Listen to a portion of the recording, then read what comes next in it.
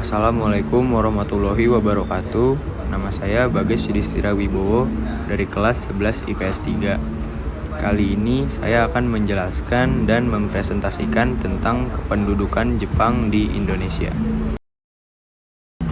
Tujuan Jepang membentuk Putra. Putra dibentuk oleh Jepang pada 16 April 1943 dengan tujuan untuk menghidupkan kembali kehidupan pasca dihancurkan Belanda. Organisasi ini bertugas memusatkan segala potensi rakyat untuk membantu Jepang dalam berperang. Meski Jawah Hokokai dan Putra sama-sama organisasi bentukan Jepang, mereka memiliki tokoh pemimpin yang berbeda.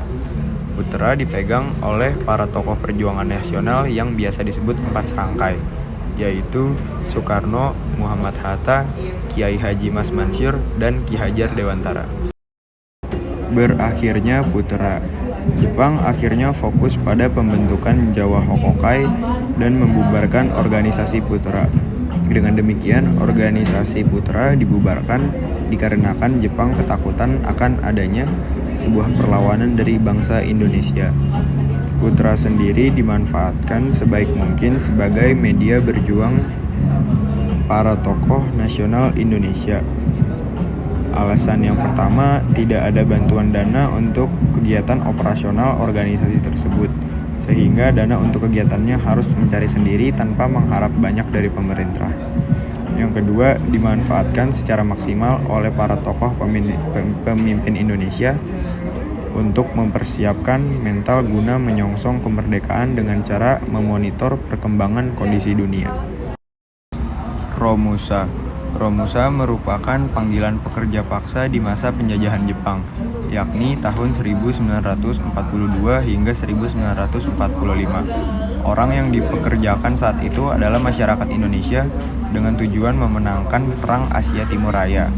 Terdapat beberapa dampak yang diakibatkan oleh Dai Nippon ini. Menurut Lee Dae-jong atau B dalam buku Pendudukan Jepang di Indonesia, suatu ungkapan berdasarkan dokumentasi pemerintah Hindia Belanda pada tahun 1987. Pihak Belanda bisa dikalahkan oleh Jepang pada tahun 28 Februari 1942 saat itu.